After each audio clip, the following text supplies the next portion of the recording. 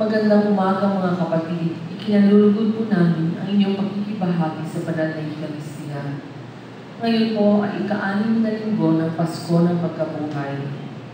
Ang mamumuna sa ating pagdiriwang ngayong umaga ay si Reverendo Padre Randy Heratiro. Pagsidahin po tayo.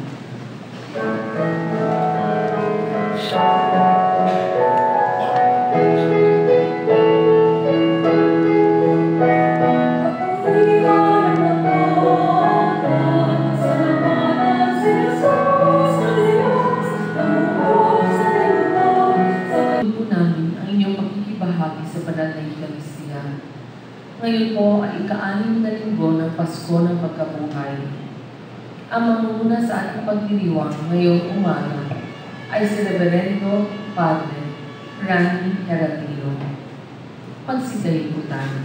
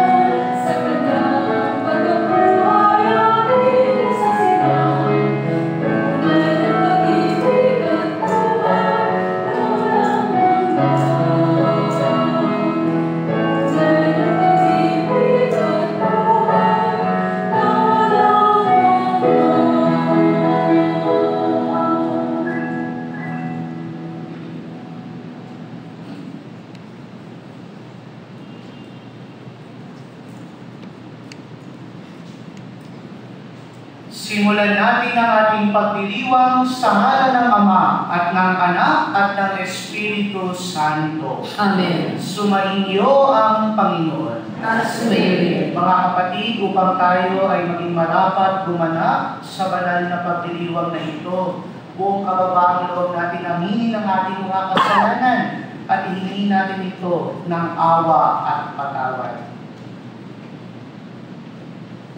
Inaamin ko sa makapangyarihang Diyos at sa inyo mga kapatid, na luha akong nagkasala sa isip, sa salita, at sa gawa, at sa aking pagkukulang. Kaya sinasamo ko sa mahal na Birheng Maria, sa lahat ng mga anghel at mga banal, at sa inyo mga kapatid, na ako'y panalangin sa Panginoong ating Diyos. Kaawaan-awa tayo ng ating Panginoong Jesus, patawarin ang ating mga kasalanan at patnubayan tayo sa buhay na walang hanggan. Amen. Panginoon, kaawaan mo kami. Panginoon, kaawaan mo kami. Kristo, kaawaan mo kami. Kristo, kaawaan mo kami. Panginoon, kaawaan mo kami. Panginoon, kaawaan mo kami.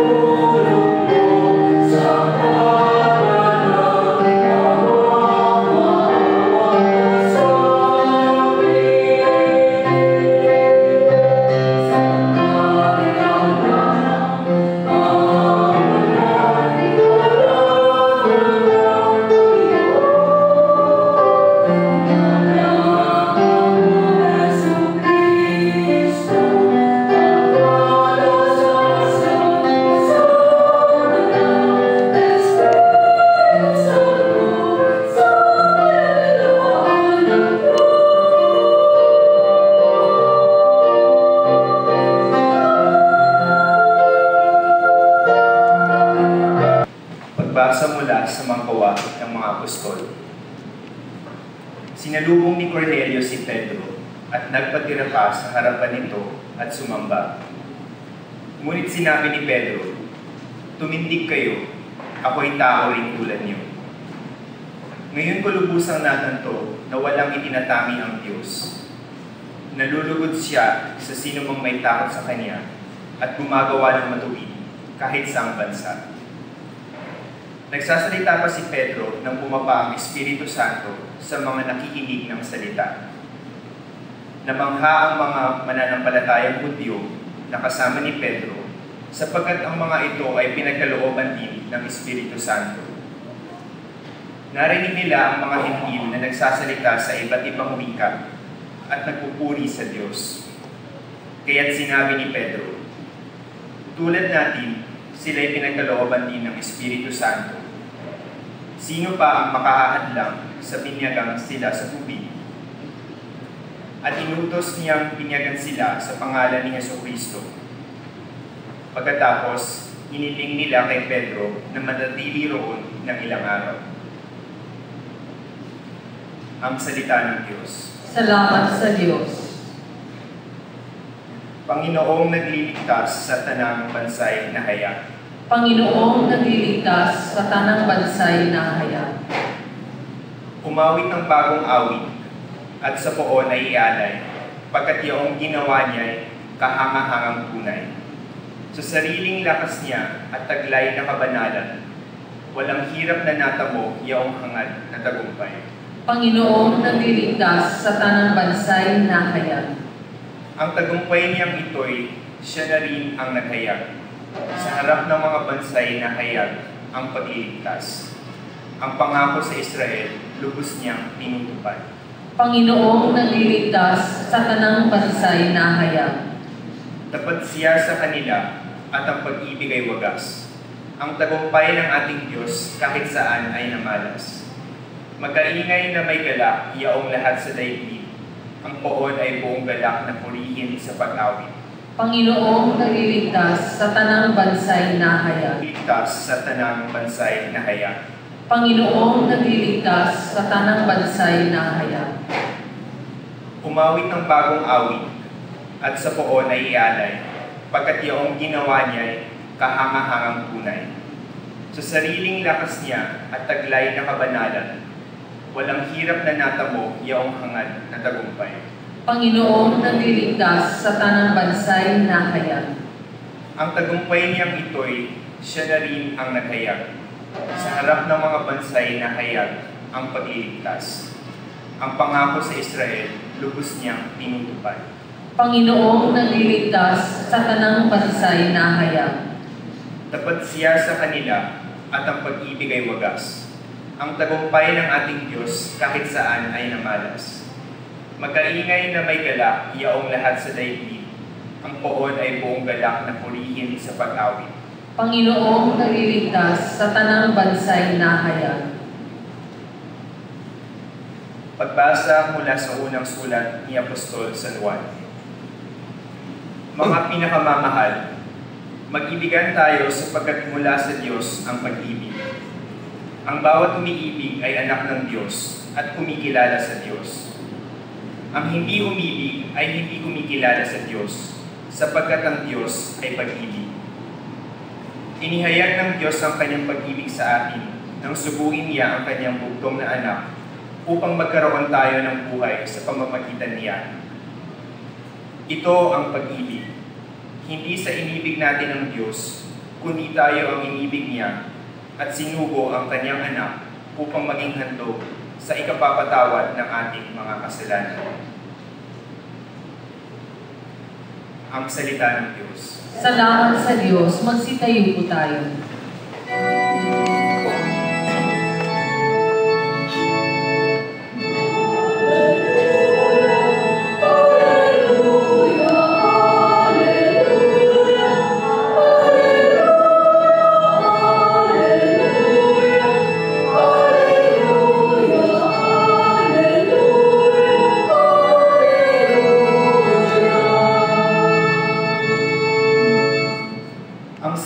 Nagmamahal, tutupad sa aking aral, ama't ako'y mananahan.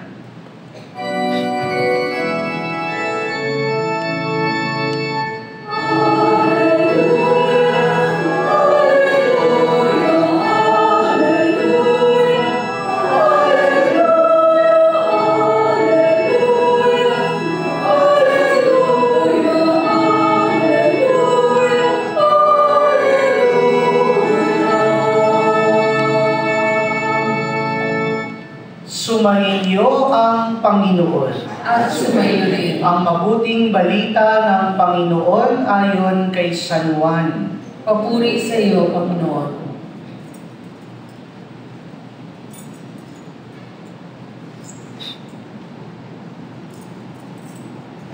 Noong panahong iyon, sinabi ni Jesus sa kaniyang mga alagad, kung paano iniibig ako ng Ama, gayon din naman iniibig ko kayo. Manatili kayo sa aking pag-ibig.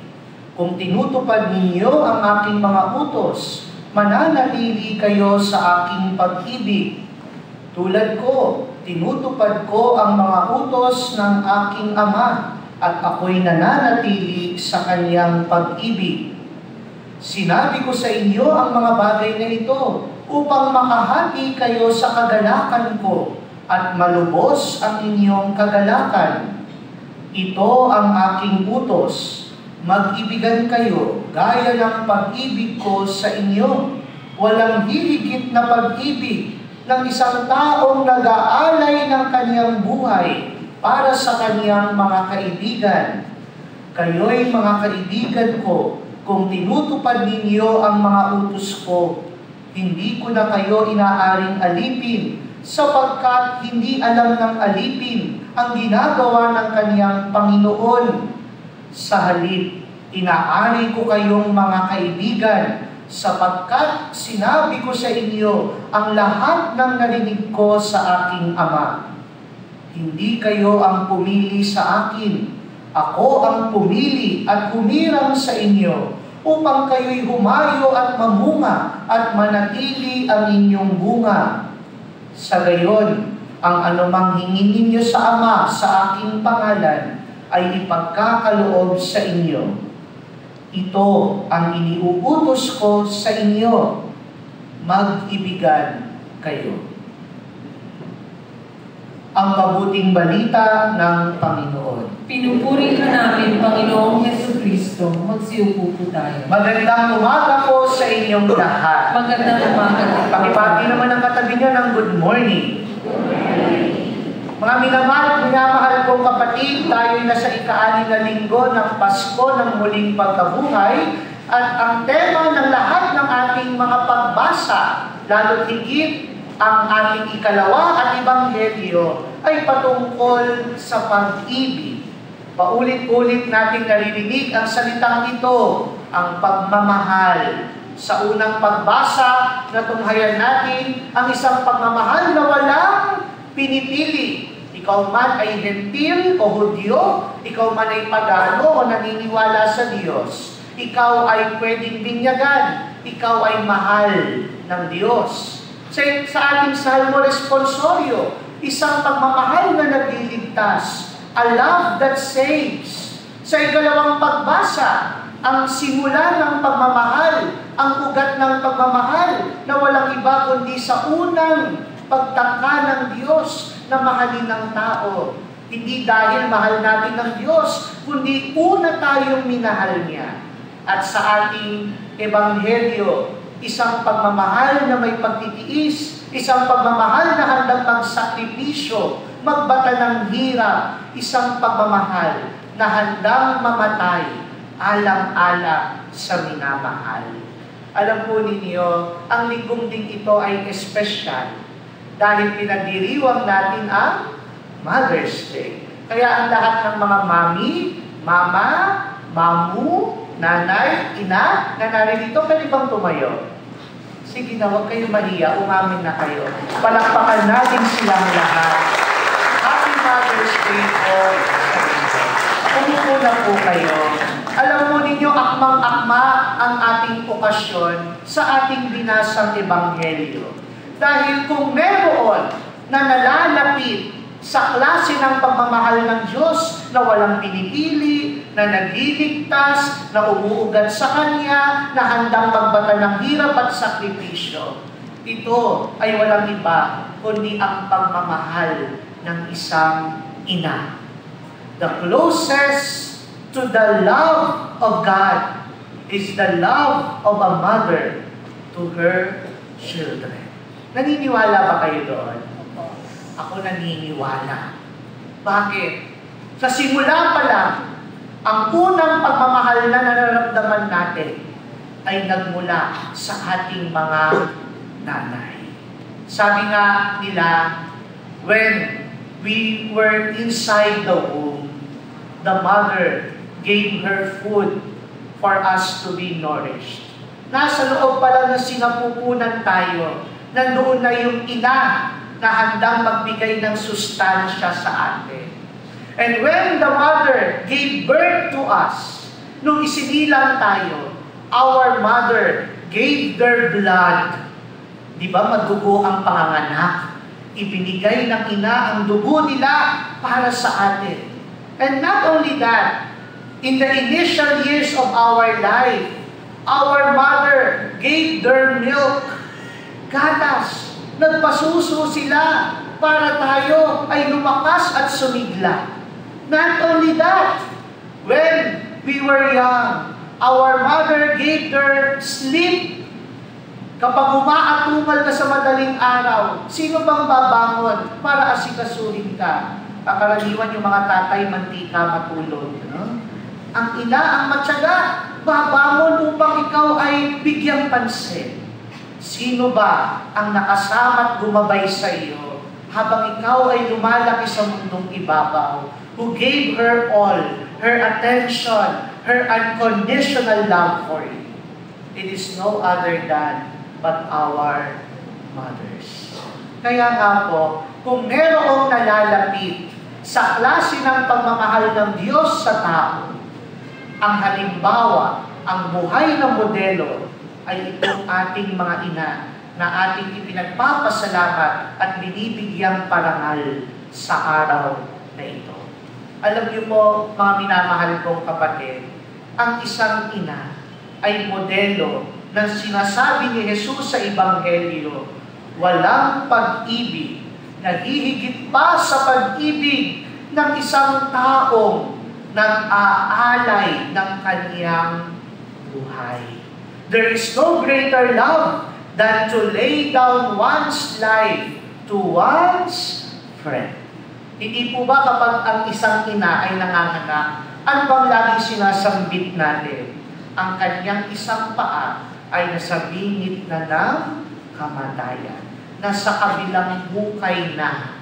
Dahil delikado, talagang peligroso ang panganganak para ibigay lamang ang buhay na nararapat para sa ating lahat. Alam niyo po, maraming mga kwento ng pag-aalaga at pagmamahal ng isang ina. Pero isa sa mga sikat na kwento na magpasa hanggang ngayon pag pumunta kayo ng Inglaterra, ay makikita nyo ang memorabilia dito, ay yung kwento ni Prinsesa Alice. Princess Alice was the daughter of Queen Victoria of England in the Middle Ages. At alam po ninyo itong si Prinsesa Alice, siya ay nagkaroon ng isang anak, si Robert.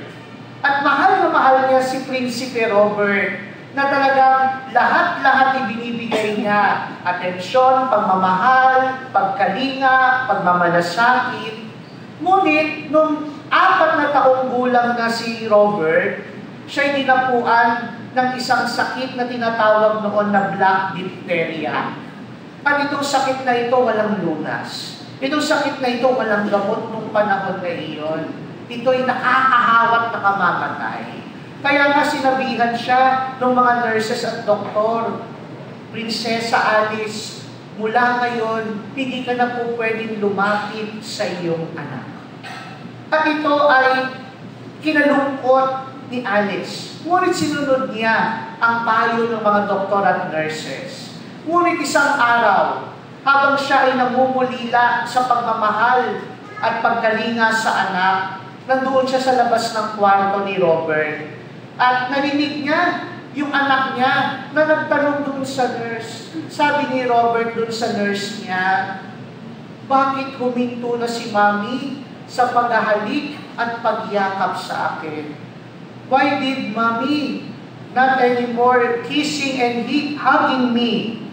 At sabi naman ng nurse, because you are sick. Because your mother does not want to be infected. Pero, nung narinig ito ni Prinsesa Alice, nadurog yung puso niya. At alam niyo anong ginawa niya? Agad-agad pumasok siya sa kwarto, niyakap niya at hinalik-halikan si Robert. At magmula sa araw na yun, siya na ang nag-alaga sa kanyang anak na may malalang sakit. And to cut the long story short, parehas silang namatay. Kaya nga, pagpupunta kayo sa Inglaterra ngayon, the best memorabilia about the love of a mother to a son, magkatabi ang kanilang libingan. Tanda na ang isang ina, literally, handang mamatay alang-alang sa kaniyang minamahal. Alam niyo po, mga minamahal kong kapatid, isa lamang ang gustong ipabatid ni Jesus sa linggong ito.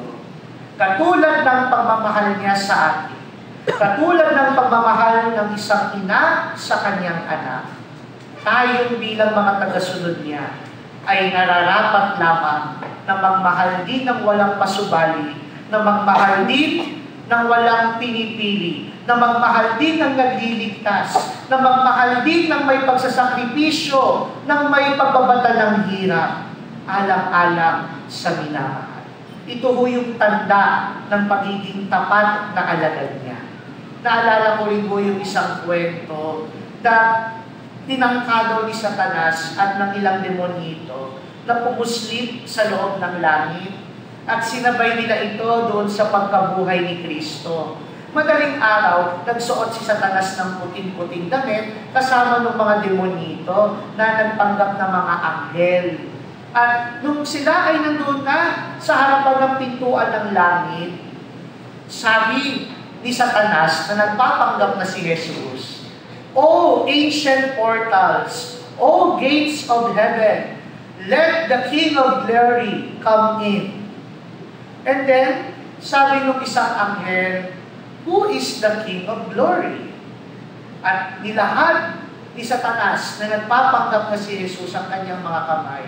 At sabi niya, "I am the King of glory." At alam niyo ano nangyari? Sinara ng mga anghel ang pintuan ng langit. Kinandado ito at sumigaw, "Lumayas kayo rito mga nagpapanggap." At nagulat si Satanas at yung mga demonito. Paano nila nabuko yung ating pagpapanggap? At sabi naman nung isang anghel doon sa langit, "Madali lang yun. Dahil nung nilahad mo ang iyong mga kamay, wala kaming nakitang tanda ng pagkapako sa krus. Nung nilahad mo ang iyong mga kamay at nagpakilala ka ikaw ang hari ng kaluwalhatian, hindi namin nakita ang marka ng pagtitiis, ang marka ng pagbabata ng hirap, ang marka ng pagpapakasakit, alang-alang sa pag-ibig." Mga minamahal kong kapatid, kung tayo ay pumunta na sa kabilang buhay, yan din ho yung hahanapin na marka ng Diyos sa atin. Huwag mong isipin pagdating mo doon, tatanungin ka niya, "Gano'ng karami naipon mo sa bangko?" Huwag mong isipin pagdating mo doon sa kabila, tatanungin, "Ilang degree ang natapos mo? PhD ka ba? Doctorate ka ba? MA ka ba?" Hindi tatanungin doon, "Gaano ka kapopular? Gaano ka kasikat? Naging politiko ka ba? Artista ka ba?" Hindi tatanungin doon, "Flawless ka ba?" Isa lang ang tatanungin doon, "Nagmahal ka ba? May marka ka ba ng pagpapakasakit? May marka ka ba ng pagtitiis? May marka ka ba na ikaw ay nagmahal katulad ng pagmamahal ng Diyos sa tao, katulad ng pagmamahal ng isang ina sa kanyang mga anak?"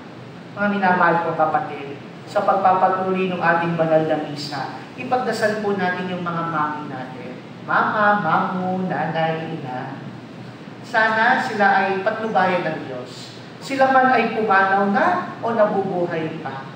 Nawa, sila ay laging ilayo sa anumang sakit at kapahamakan.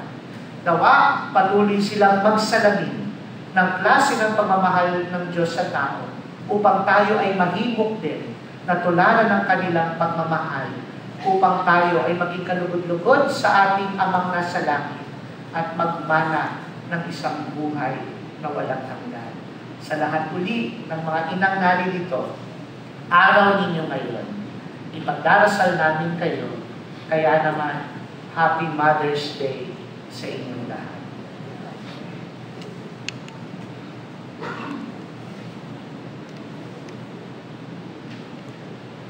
Magsitayo po tayo. Ipahayag natin ang ating pananampalataya. Sumasampalataya ako Sa Diyos sa mga makapangyarihan sa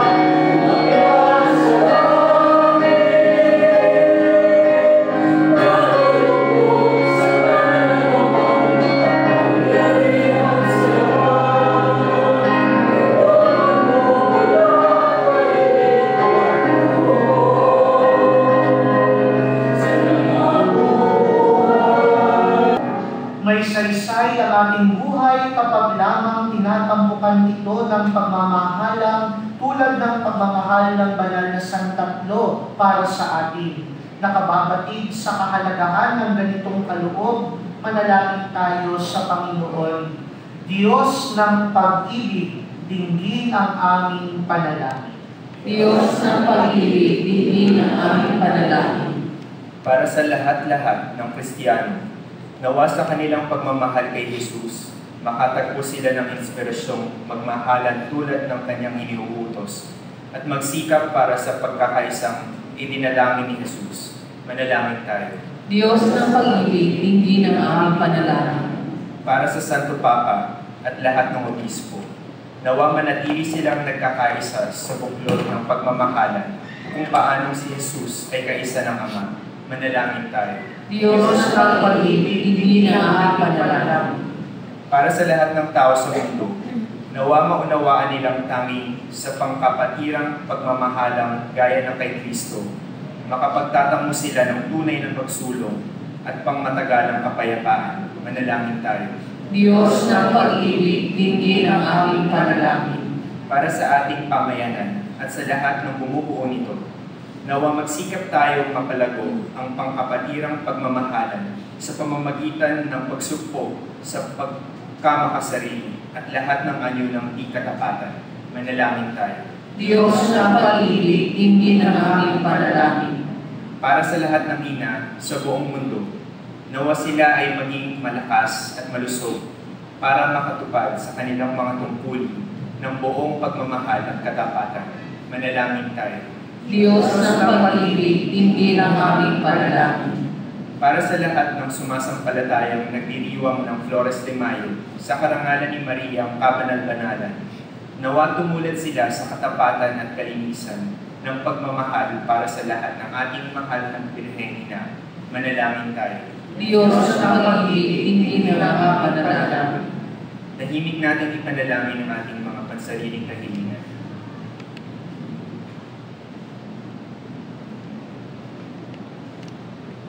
Manalangin tayo. Diyos ng pag-ibig, dinggin ang aming panalangin. Panginoong Jesus, nawa lahat ng aming gaway maging mapagmahal at alang-alang sa pagmamahal. At sa gayoy, papanaligin sa lupa ang pagmamahal na nagbubuklod sa iyo at sa Ama at sa Espiritu Santo, ngayon at magpakailanman. Amen. Magsiupo po tayo. Ang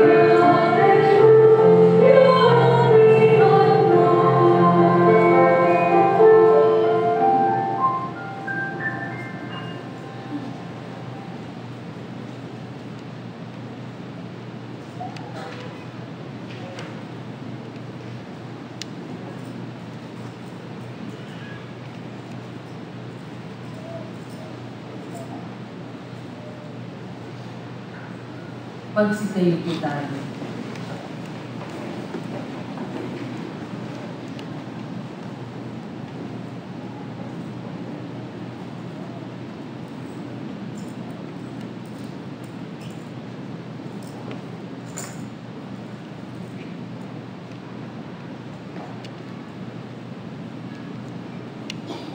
Manalangin kayo mga kapatid upang ang paghahain natin ay kalugdan ng Diyos sa mga makapangyarihan. Tanggapin nawa ng Panginoon itong paghahain sa iyong mga kamay, sa papurihan niya at karangalan sa ating kapakinabangan at sa buong sambayanan niyang banal. Ama naming lumikha, paakyatin mo sa iyong piling sa kalangitan ang aming mga panalangin kalakip ng haing mga alay, upang ang mga pinagindapat mong gawing dalisay ay maging marapat na makasalo sa piging ng iyong pagmamahal. Sa pamamagitan ni Jesucristo, kasama ng Espiritu Santo, magpasawalang hanggan. Amen. Sumainyo ang Panginoon. At sumayo rin. Itaas sa Diyos ang inyong puso at diwa. Pinaasa namin sa Panginoon. Pasalamatan natin ang Panginoong ating Diyos. Marapat na siya ay pasalamatan. Ang naming makapangyarihan tuloy ang marapat na ikaw ay aming pasalamatan sa pamamagitan ni Jesucristo na aming Panginoon.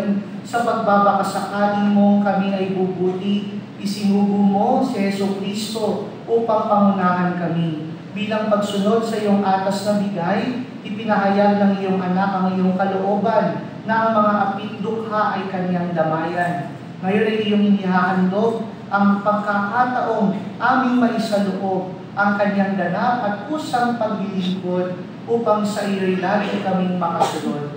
Kaya kaysa ng mga anghel na nagsisiawit ng papuri sa iyo nang walang humpay sa kalangitan, kami nagbubuni sa iyong kadakilaan.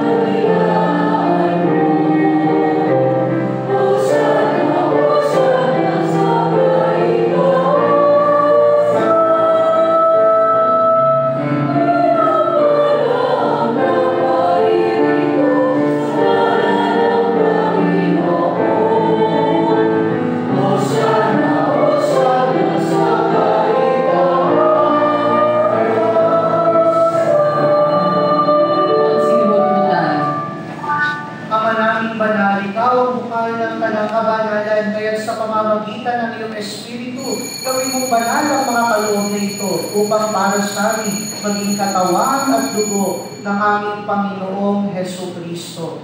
Bago niya pinag-iisang pusang loob na maging handog, hinawakan niya ang tinapay, pinasalamatan kanya, pinaghati-hati niya yon, iniabot sa kanyang mga alagad at sinabi, "Tanggapin ninyong lahat ito at kanin. Ito ang aking katawan na ihahandog para sa inyo."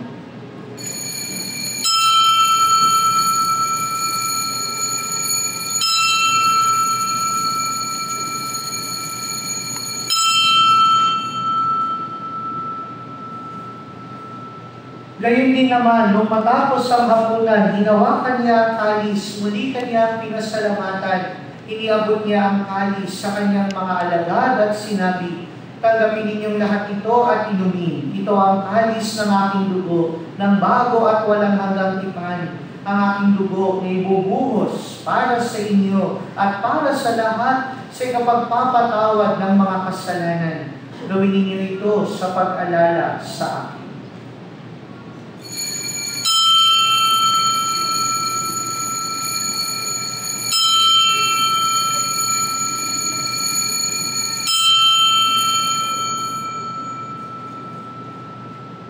Magsitayo po tayo. Ang misteryo ng pananampalataya.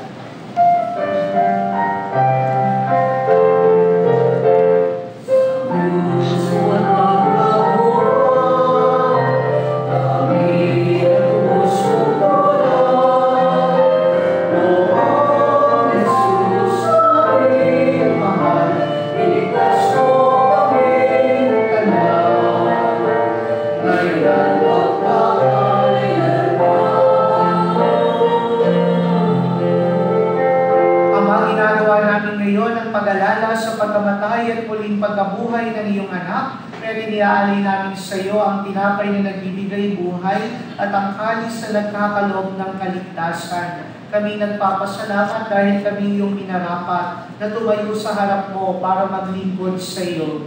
Isinasamo namin kaming magsasalo-salo sa katawan at dugo ni Kristo ay mabuklod sa pagkakaisa sa pamamagitan ng Espiritu Santo.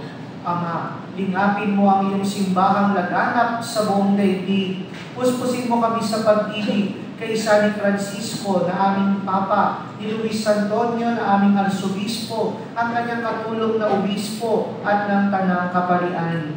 Alalahanin mo rin ang mga kapatid naming nahinlay na may pag-asang sila'y muling mabubuhay, gayon din ang lahat ng mga pumanaw.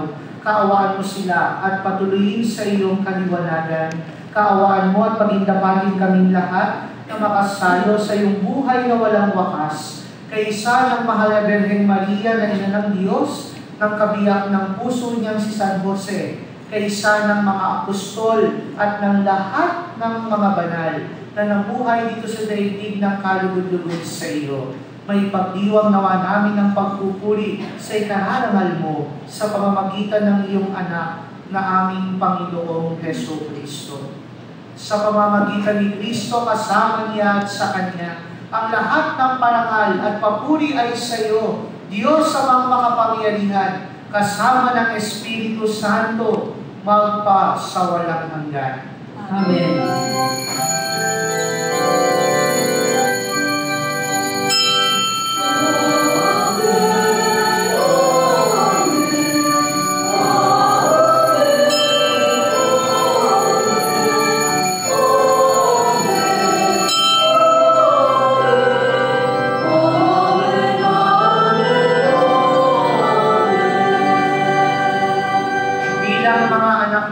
Sama-sama tayong tumawag sa ating Ama sa panalangin itinuro ng ating kapatid na si Jesus.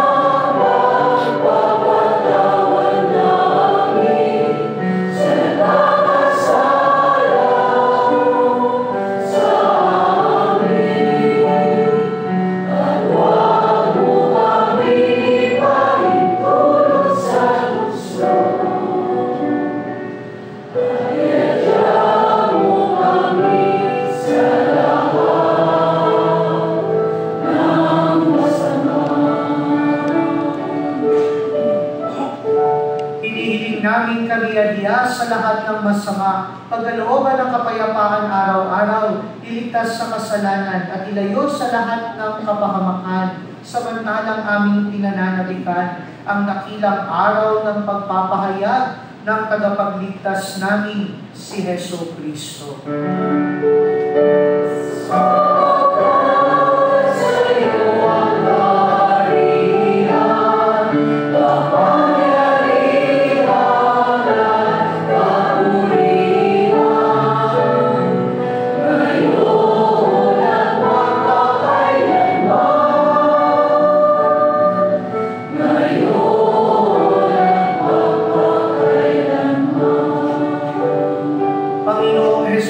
Kristo, sinabi mo sa iyong mga apostol, kapayapaan ang iniiwan ko sa inyo, ang aking kapayapaan ang ibinibigay ko sa inyo.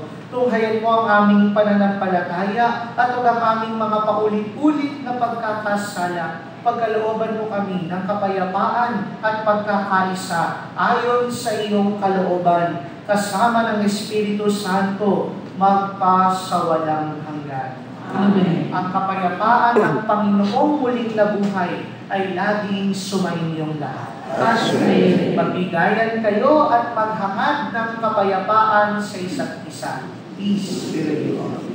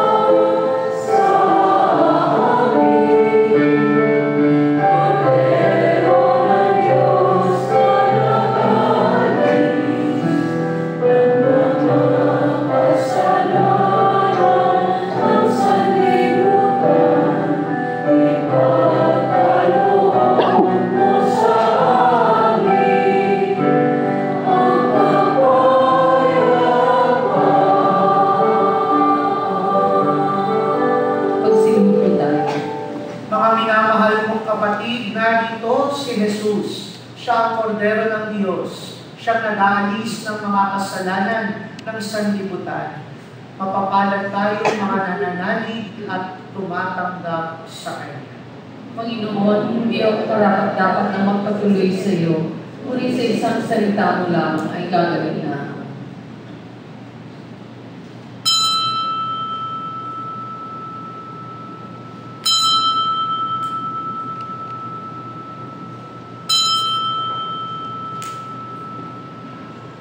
Paunawa sa oras ng komunyon para sa kaayusan ng komunyon. Sisimulan natin ang magbibigay ng komunyon sa mga nakaupo sa unang hanay ng upuan at sunod-sunod na hanggang sa hulingan. Nakaupo man o nakatayo ay may mga ushers na gagabay sa atin. Sa mga hindi nakasunod sa dress code, may mga shawls po ay pahihiram at ibalik nilang po sa ushers pagkatapos tumanggap ng komunyon. Salamat po.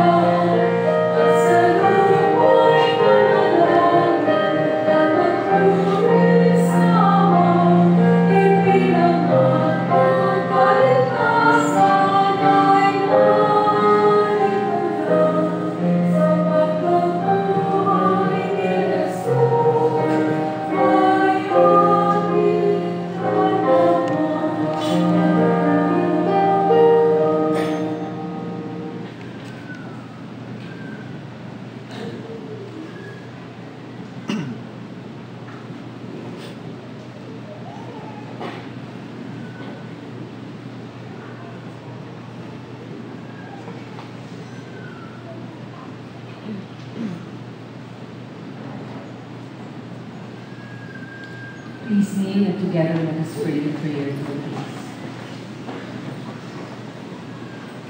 Lord Jesus, we come to you in our need, creating us an awareness of the massive forces of conflict that threaten our world today, and grant us a sense of urgency to activate the forces of goodness, of justice, of love, and of peace. Where there is armed conflict, let us stretch out our arms to our brothers and sisters. Where there is abundance, let there be simple lifestyle and sharing. Where there is poverty, let there be dignified living and constant striving for just structures. Where there is selfish ambition, let there be humble service. Where there is injustice, let there be atonement. Where there is despair, let there be hope in the good news. Where there are wounds of division, let there be unity and wholeness. Help us to be committed to the building of your kingdom, not seeking to be cared for, but to care, not expecting to be served, but to place ourselves in the service of others, not aspiring to be materially secure, but to place our security in your love.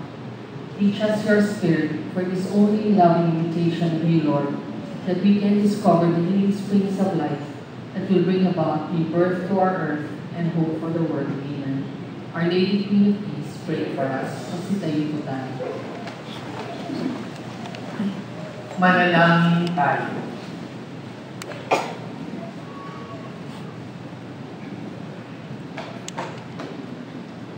Ama naming mapagmahal, kami pinapagsalo mo sa pagkabuhay ng iyong anak, ay papakinabangin mong lagi sa kanyang lakas, bilang bungang masagana ng dulot mong pagliligtas. Sa pamamagitan niya, kasama ng Espiritu Santo, magpasawalang hanggan. Amen. Sandali po namin hiniling ang inyong pansin. Inaanyayahan ng Family and Life Ministry ang mga mag-asawa na dumalo sa Marriage Encounter Weekend Seminar. Nagaganapin sa ika-30 at ika-31 ng Mayo, mula alas 8 ng umaga hanggang alas 5 ng hapon. Maaari po kayong magpadala ng libre sa office ng EDSA Shrine. Sa darating na linggo, ika-17 ng Mayo, ay linggo ng Pondo ng Pinoy. Ang ikatlong linggo ng bawat buwan ay tinalaga ng Archdiocese ng Maynila na linggo ng Pondo ng Pinoy.